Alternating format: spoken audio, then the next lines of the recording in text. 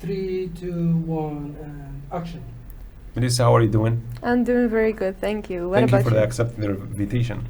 Thank you, Wahib, for inviting me. So, before we start the conversation, I just wanna let the fans know about this little story that happened. I think 2 weeks ago or 3 weeks ago, where we invited Melissa. She was in Gardaya. She was thinking that the interview is gonna be online, okay? And so we were all in the studio waiting for her.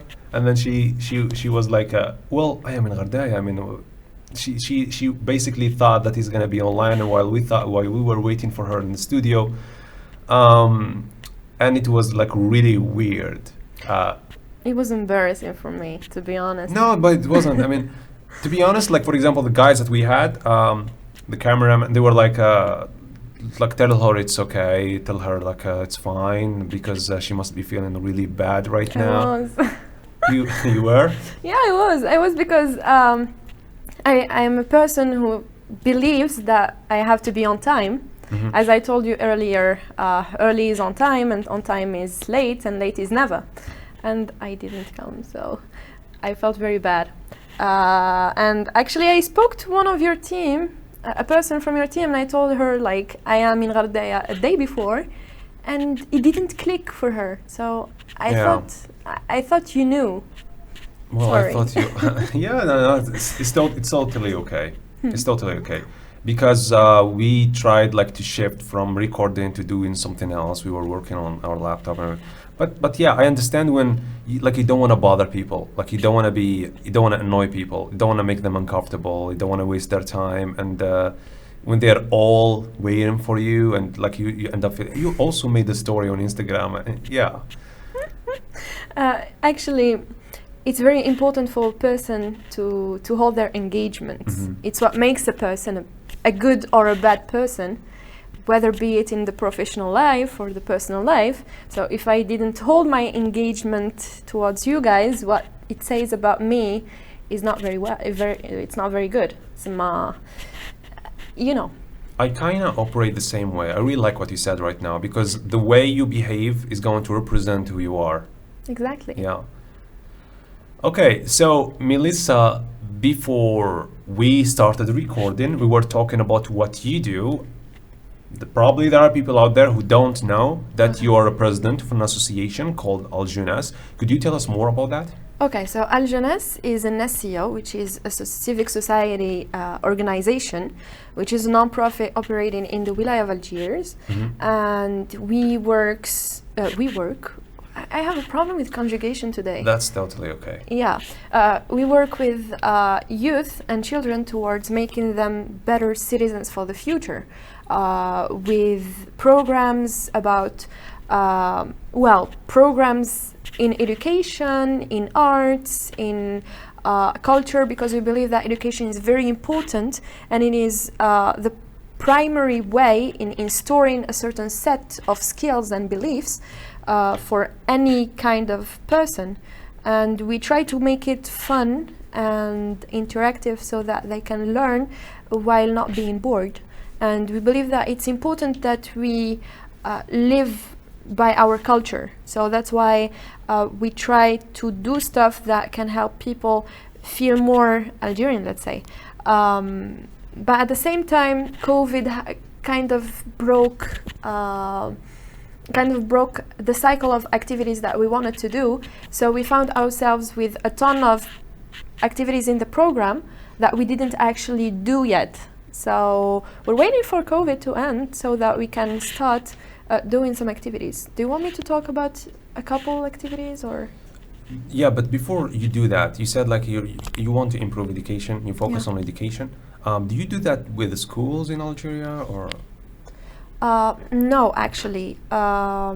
We develop programs. Mm-hmm. I will give you an example. Education is anything that can give a piece of knowledge to a person.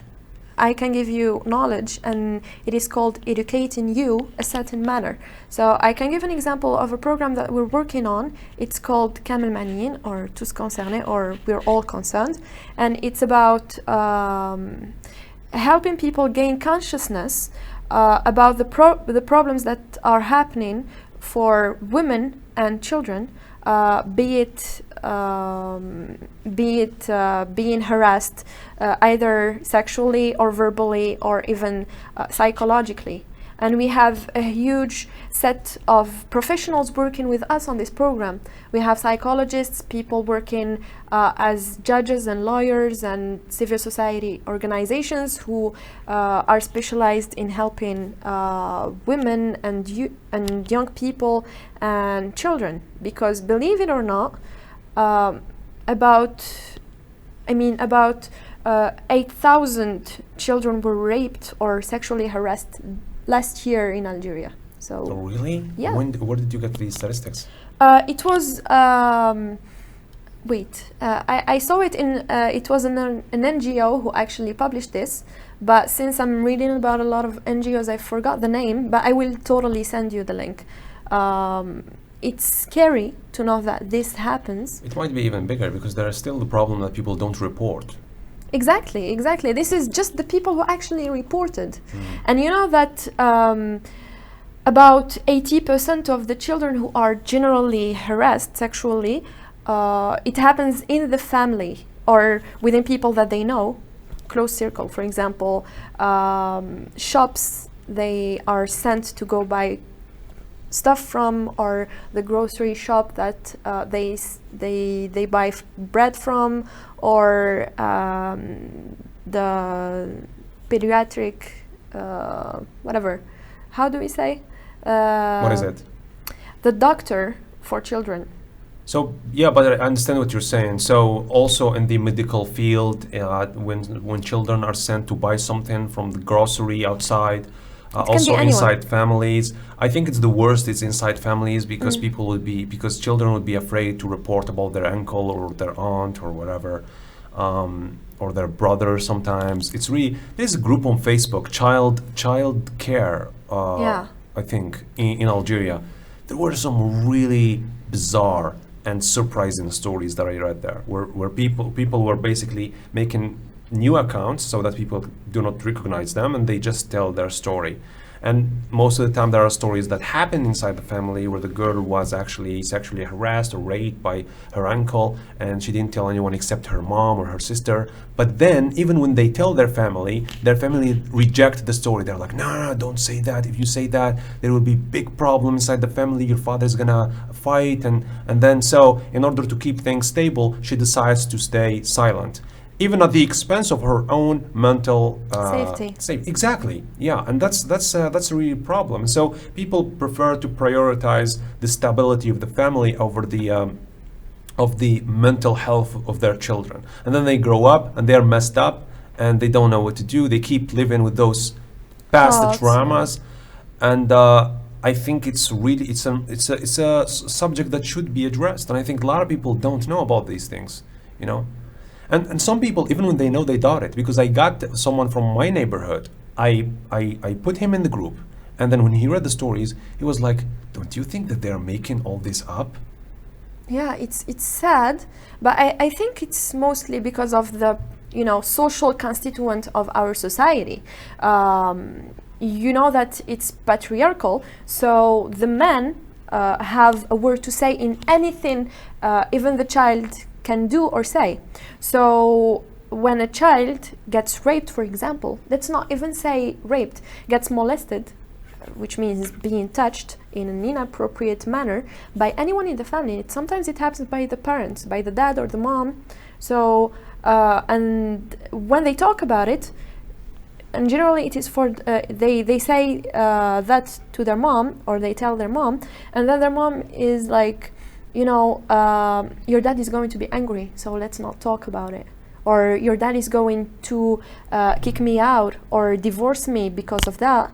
And it happens. A lot of people, I know a story about a woman who actually knew that her child was being abused by her brother, but she didn't want the child to talk or anything. And she even kind of participated in the act by being silent because she was afraid that her husband would divorce her. And it's awful. We have to uncover this and unveil these horrible things that are happening to our children. And this by, explain that it is okay to talk. It is okay to tell your parents, and if your parents don't listen, tell your teacher. And if your teacher don't listen, just tell anyone. And it's very hard because a child, I'm not sure about the statistics, but I know that a very, very high number of the children who are harassed are 6 years old and below. And this is because the harasser knows that the child won't talk at that age. They're not capable of explaining what is happening to them exactly at that age. And that's the problem. So the child will grow up at the beginning thinking that it's okay. The adult is playing with them. And then they will grow up with problems, psychological problems and behavioral problems. They will be treating others the way they have been treated. Maybe touching others, touching others in an inappropriate way, or saying stuff or drawing and all in an inappropriate manner, but they're only expressing what happened to them and they don't really understand. And when they arrive to the adolescence, or let's say teenagehood, when they are experiencing sexual attraction and drives and desires, they're going to use what happened to them when they were 6 or below in a way that would create some kind of huge behavioral disorders.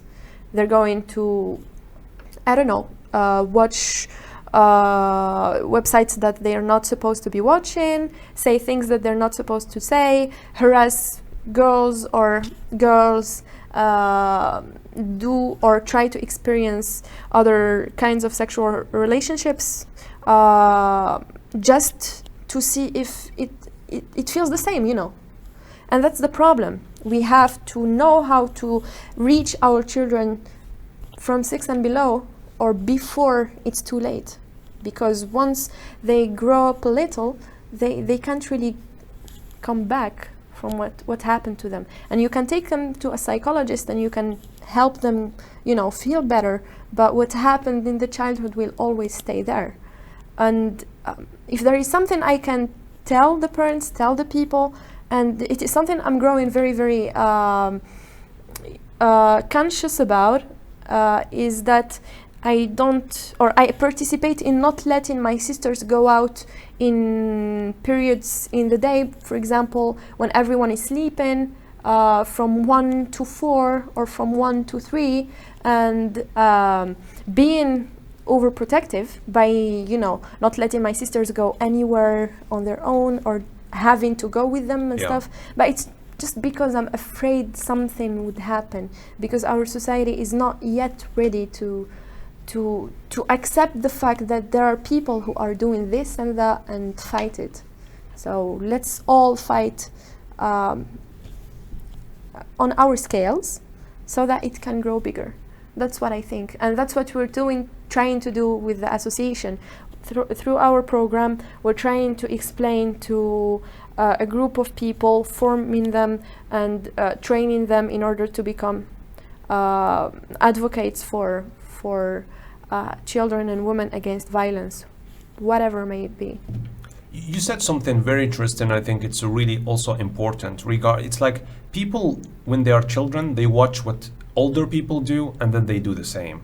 And if someone was, a lot of times there are a lot of perverts out there who are only perverts because they experienced sexual harassment when they were kids.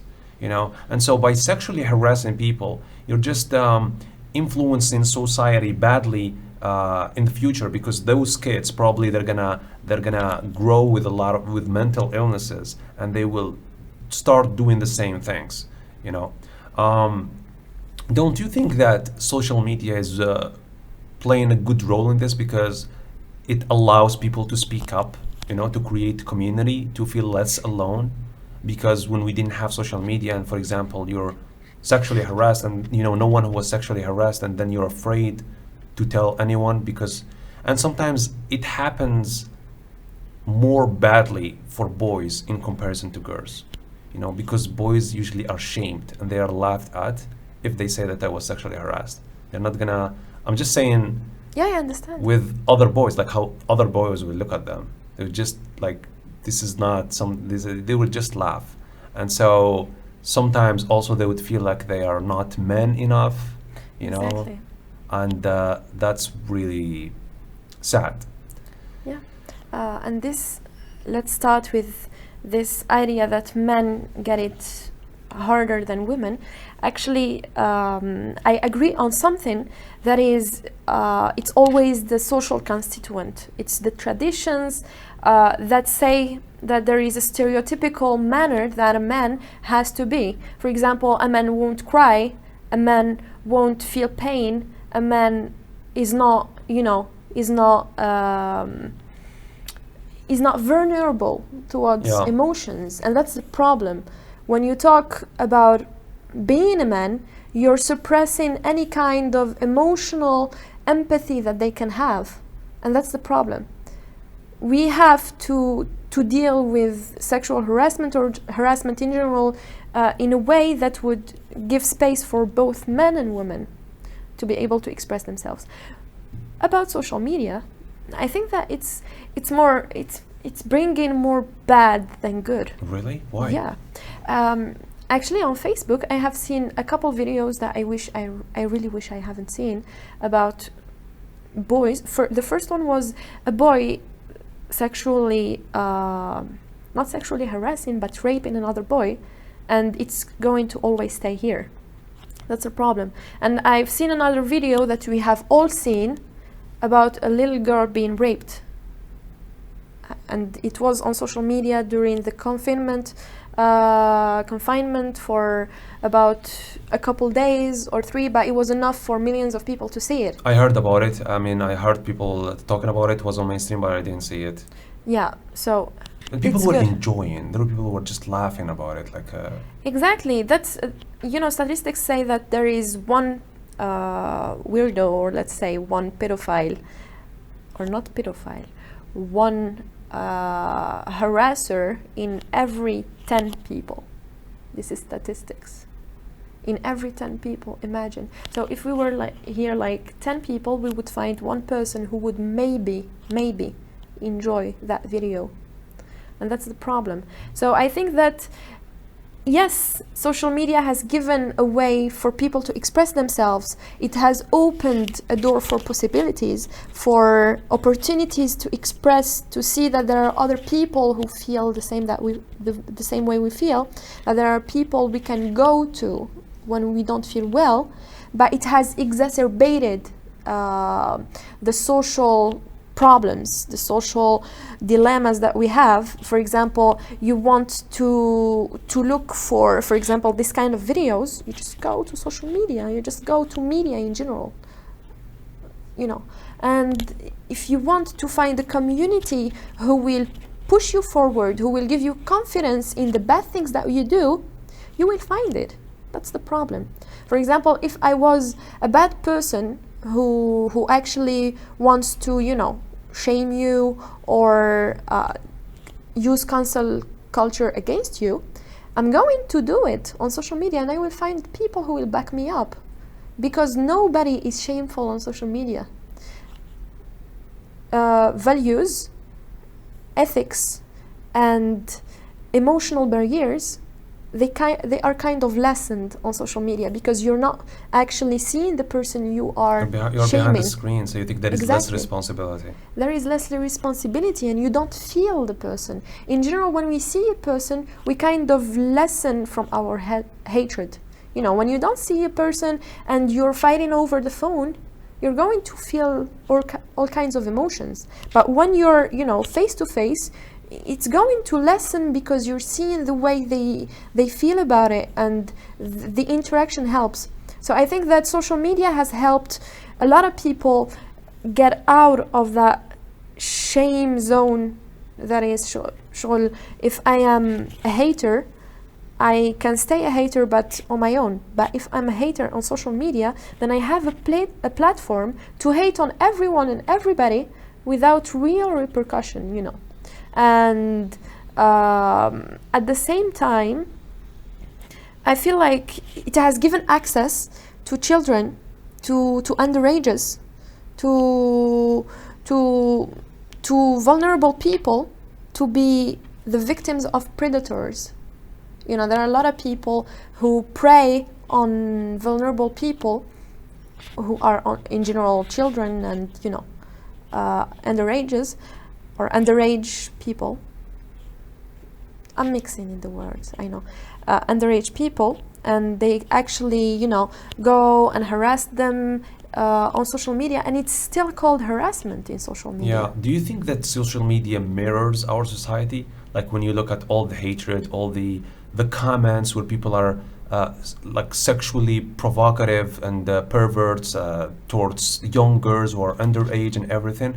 And then you got two groups of people who say, well, those don't represent Algeria or Algerians and whatever. And then there are the second group who says, like, this is exactly what Algeria is like. These are Algerians people, and there are many, many people like that. And so that's like the truth about our society, and it's sad. Yeah. What do you think? What I think is not, it cannot really be white or black, you know. Okay. Why? Because at the end, for example, if I go to social media, as I told you, and I decide to, you know, start a campaign against you, I will do it.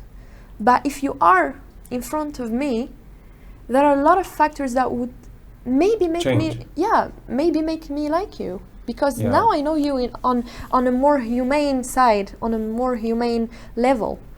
Social media generally takes down the barriers, as I told you, of good, of morals, of ethics, of maybe consideration of others' emotions. Because when you're writing a post on social media, you're writing it, then you're throwing it there, and you maybe have a like or two or whatever. Yeah, or a comment without keeping in consideration what the other person will feel when they read your comment. Exactly. But society is generally a human it's generally human interaction. It's like it's feelings and emotions and empathy. You can't really build a society without that kind of emotion, because when we see social media, we see hatred. But when we see society, you see that Algerians, for example, would never let you die hungry. If you are hungry, if you are poor, you can go knock on any door in Algeria and they will give you something to eat. But does it reflect this on social media? Yeah, it does not. It does not. Yeah, I get what you're saying. So did you watch the documentary of sex? Not really. Yeah, but you heard people talking about it, right? Exactly. I started with the first 10 minutes. Okay. And then, I had this general overview from my friends, and I have an unpopular opinion about it, actually. Okay, tell me about it. I like unpopular, uncommon opinions. Okay, so first of all, we cannot really say that M6 or Enquête Exclusive are doing something. Okay, what I'm trying to say is it has credibility to a certain point. I'm not talking about the documentary, but I'm talking about Enquête Exclusive in general. It has international credibility, so we have to keep this in mind while talking about the documentary. So you're talking about the show? Exactly. Okay. And then when I talk about what the documentary has tackled in Algeria, there are two things to take into consideration. First, that yes, there are women who are not being treated well in Algeria. Let's not talk about just me or a person who's like in Algiers or in Tizi Ouzou or in Bjay or in Oran or in Constantine. Let's see people more in the south, more in secluded areas. Let's see how many girls do not go to school, how many girls are deprived from basic rights because they are women, because of genitalia. It's horrifying, to be honest. And then I wish these problems, instead of saying that M6 is saying is telling lies, we would maybe try to consider those problems, because if a person has talked about them and had enough courage to go to TV and say, hey, there is this and that problem, then from their point of view, yes, it is. It does exist. If there is no problem, then no woman ever would go and tell any channel in the world or social media or media in general that there is this or that problem, or I am not being treated fairly. And what I liked about the documentary at the beginning was that it showed that Algeria is beautiful, and it is beautiful. Have you seen the first minutes? I didn't see the documentary. I only saw people's reactions on Facebook. Yeah, so at the beginning they show some places in Algeria, and they said that Algeria is beautiful and all, but there is a but. And I think that we should consider that but before saying, that it doesn't exist at all. But why do you think people are angry? Why do you think people were triggered? Like, what do you think triggered them? Okay, we are nationalists. We have like love for the country. Yeah, we don't just love it. We are very, very proud, and it's a very good thing. But sometimes it kind of blinds us. And I understand a documentary by France, a French TV channel, is not, to praise Algerians. It's mostly to show that, without us, you're nothing. And it's something that I disagree with. We are smart, and we are resourceful, we are resilient, and we are a lot of things. But we do have our problems, and we have to solve those problems between us. Yeah. Because they're getting out of proportion. That's what I think. Yeah, but I also think that people were angry because they weren't describing just one part from Algeria, because there are a lot of women who were angry about the documentary because the way the documentary was made, like that's how women live in Algeria. Well, not all women live like this. There are women who are just happy with their lives, and they're like, for example, they're not forced to wear hijab. They're not forced to act in a certain manner, and they're just like fine and satisfied with their life. And at the same time, there are women who are not satisfied and they're forced and everything. So it's like there is diversity in Algeria when it comes to this. When we talk about the idea of women being forced, like not all women are forced, not all women are harassed, not all women are being like. Of course there are, but not everyone. And so when someone says that's Algeria, they're like, no, that's not Algeria. That's I don't know. There are, for example, we have got some neighborhoods where you were in another state. I think in Gardaya, where I think that you don't see much women, for example, outside, like you see it in Algiers. So they don't live the same life. Algeria is very diverse. There are people who are close-minded. There are people who are open-minded. But it's wrong, like, to take one category and say that's Algeria. Exactly. And then we end up feeling as if when we watch the documentary and there are, for example, non-Algerians watching the documentary, they're like, whoa, that looks like Afghanistan, And they're like, and we're like, no, we are not like that. Not everyone is living like that. Not everyone behaves like that. I think that's why people were triggered and they were angry, because they felt that it didn't describe them in the manner they wanted to be described, or maybe it doesn't hold truth 100%. Well, I actually read a couple comments from Afghanistan, from people from Afghanistan, Afghans, saying, you guys stop saying that Algeria is not Afghanistan.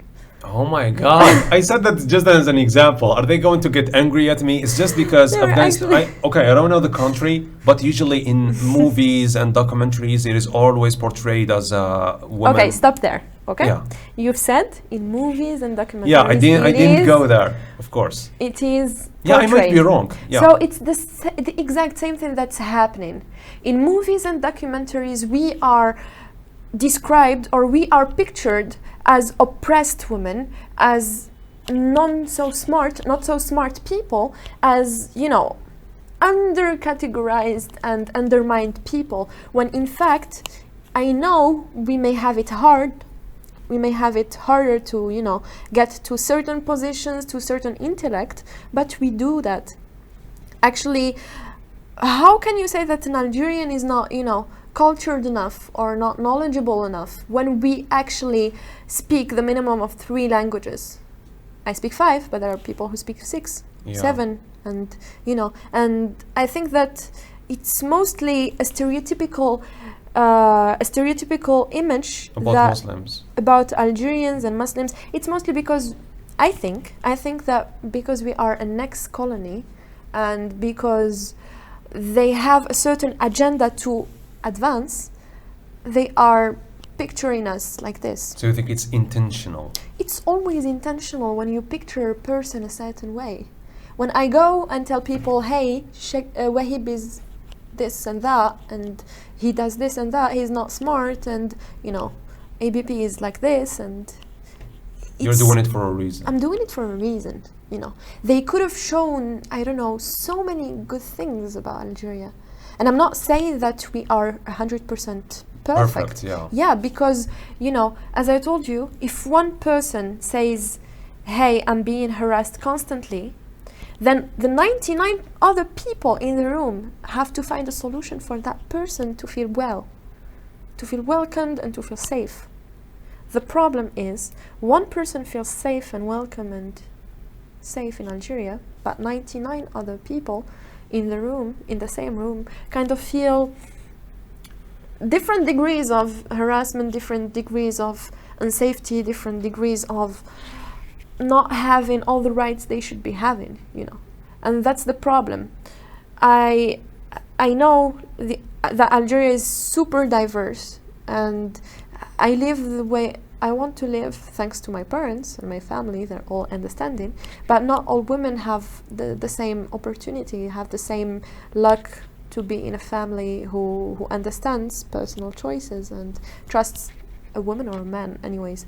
But what I think I'm trying to say is there is some truth to this. We cannot say that yes, all Algerians are oppressed, because I can choose to not wear hijab and I can choose to wear hijab.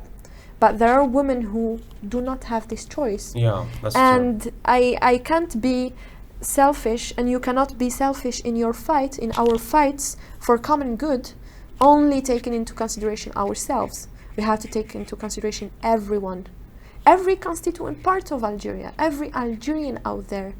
If we are if we are activists, if we claim that we want to do good in Algeria, then we have to take into consideration all categories and put ourselves in the feet of any other person, may it be different or against us in the country. And that's what I think. Yeah. Well, but why do the question that baffled me the most is that why do they need to care about what MCs say in the first place? Like, why? I can say, why does it make why when a documentary like that is produced, it makes such a mess here, where like social media full of posts and every single page talking about them, and like, why? There are 2 reasons. I have one reason. You can correct me, and Okay. then you can tell me yours. I think that when it comes to Algerians, they really care and pay attention to what non-Algerians say about them. And I noticed this, for example, on YouTube, where when there are foreigners reacting to something Algerian, usually that's the type of videos that get most of the views. There is also someone from Jordan once who was making videos about each country. I don't know about each country's food or population or whatever. And then when it was Algeria, the video of Algeria, it reached like 2 millions or 3 millions. In comparison with the other videos that he did about other countries. And most of these views came from Algerians, because Algerians really wanted to see this guy from Jordan, what he's saying about Algeria. And then when the guy saw that the video reached like 3 millions, he started doing videos all about Algeria, because it's a successful market, Yeah, he's getting money out of it. Yeah, it's like we crave attention from people outside of Algeria. And you know why we crave attention? Tell me. And I tell you. I'm not sure what to guess. Okay, so there is this concept of, thanks to my teacher who taught us this, it's called closing ranks. And this happens when we feel threatened in our values, in our beliefs, in our Algerianity, let's say. For example, you go to live in France, for example, and sometimes it can happen that you become more Algerian than the Algerians in Algeria. that's true. And this is because you may feel threatened in your traditions, threatened in your nationalism, and you want to prove that no, you will be Algerian even though you're out. And this, on a larger scale or a national scale, we are very underrepresented in the world. A lot of people don't know who we are. In US, when I was in US, and people would ask me, where are you from? And I think it happened to all of us. And I would say Algeria, and they'd be like, Nigeria. And I'd be like, Algeria, Nigeria. And I'd be like, no, it's next to Morocco. And it's like, isn't Tunisia next to Morocco? No, it's Algeria. Yeah, that's what's weird. It's the biggest country in Africa. and they don't Exactly. know it. And they know Tunisia and they know Morocco. Like this. No, nothing in Yeah. between, you know. And that's crazy because we are underrepresented. And it's not the fault of foreigners. It's our fault. Because we don't, I'm not saying that it's 100% our fault, so that you don't attack me on the Yeah, comments. it's okay. I'm not. Okay, I'm our guest talking to today. the few. Okay, so it's our fault in a way that, you know, instead of going to foreigners and yelling at them for not doing enough content or not good enough content about Algeria, We should do our content. we should do our content. We should show that we are here. We should, you know, display our skills and be ready to work for the country, work for its image, and work for ourselves. Because as Adam Smith says, you have to work for your own profit so that you can profit everyone else. So that's what I think.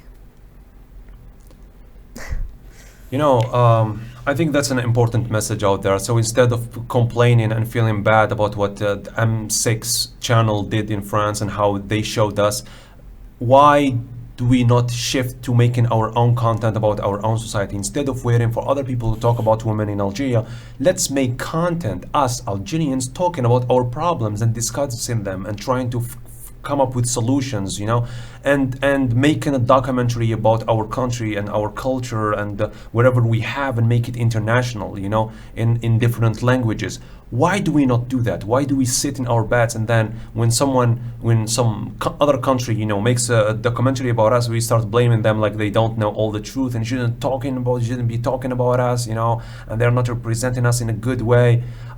Let's represent ourselves in a good way. I like a quote that my friend last time showed when he shared, when he said, it was in Arabic, he said that the credit, how do you say the credit?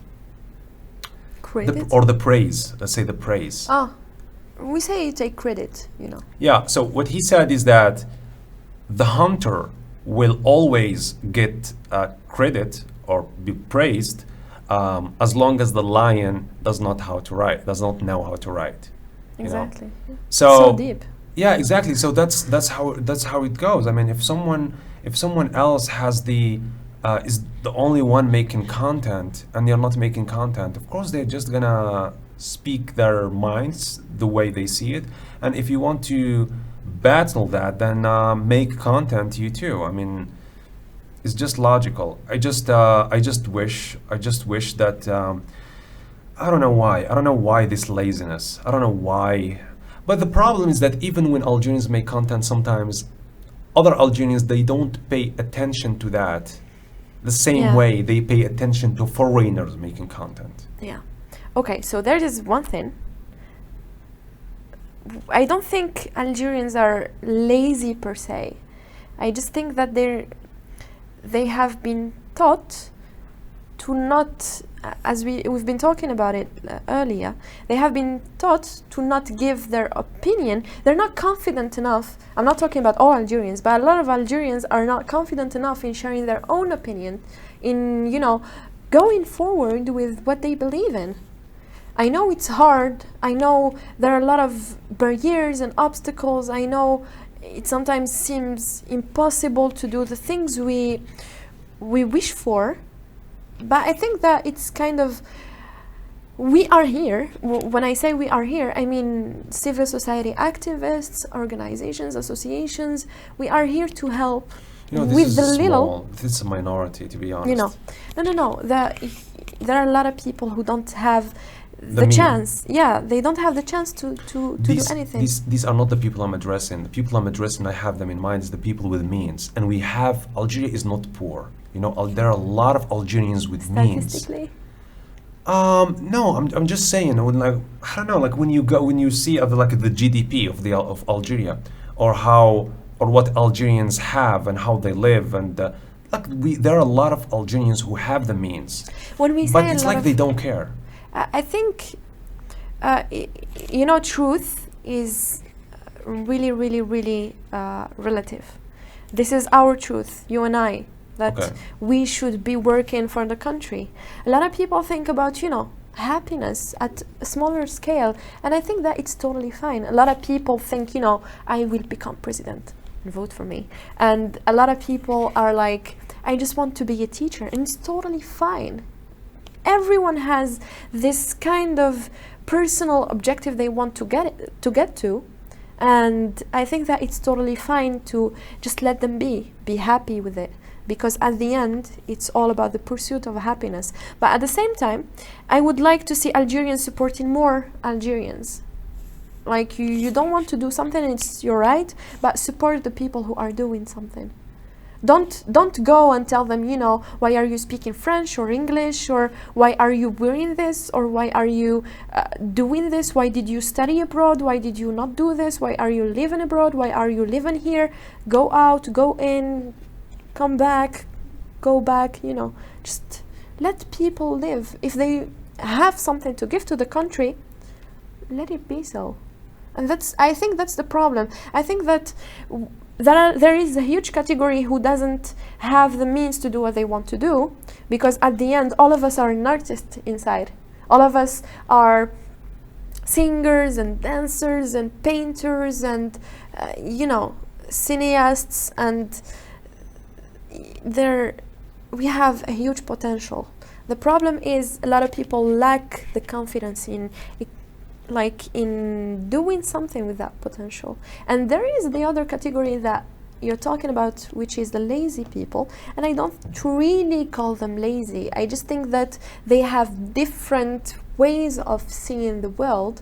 And then there is this category that I think there is some work to do on them, which is the category who just wants to just break everything on everyone and say that nobody's doing good enough, but they're not doing anything themselves. Do you know Nordin Bakis? Yeah. He's a sociologist. So I think that he expressed my idea in a perfect way, in a way that I couldn't express it, where he talked about how the elite of society, meaning that people with knowledge or people with means, rich, he said that there is a lack of involvement in society from them. And then he said this is actually one of the reasons that that Algeria is like that. And then he started talking about teachers at university and the way they act, and he started also talking about people who are actually getting paid well and everything. But for example, he said that they walk to their neighborhood, they could, for example, fix a lamp, or they buy a new one, and it takes really like 1% from their salary. Like they have money, but they really don't care. What they care about is what's inside their home and inside his car, and that's it. And then he was like, in a country like that, like you got problem with, if in a country like that, you got problem with nationality. Like people are not, like the only people who are nationalists are the poor ones, or the young ones who have a lot of passion, a lot of motivation, but unfortunately, there aren't much people supporting them. And that's what saddens me the most, and it also makes me angry. Because, for example, when we talked about making a documentary about women in Algeria, there are many people who want to do that. But unfortunately, they don't have a good camera, they don't have, they don't have legal structure to do that, they don't have connections to get legal structure, they don't have enough money to pay a team. And then you got, on the other hand, people who have all that, but they don't care. Yeah, they're not motivated to do all that. Like, it doesn't concern them, like, whatever. I don't have an answer for this yet. I mean, I think about it a lot. I think we are nationalists here and we're not nationalists in other things. I'm nationalist in a way that I would yell and curse at the people who participated in the M6 documentary and tell them, hey, you gave a bad image about Algeria, but I'm not nationalist enough to give a better image myself. Yeah, So see what I you're think saying. we have this kind of bipolarity in our nationalism, and it's mostly, you know, I'm not sure. I'm not a sociologist or whatever. I'm just a person who's trying to understand the world and Algeria as well. And I think we sometimes feel like we've been like treated not the way we should have, and we sometimes feel like we're being deceived by a lot of things and a lot of situations, a lot of circumstances, and I think that it nourishes this kind of despair and hatred towards anything that can make of Algeria a better place. I mean, if we all started working for our country individually, then we can make a better Algeria out of it at the end. But this is a very, very optimistic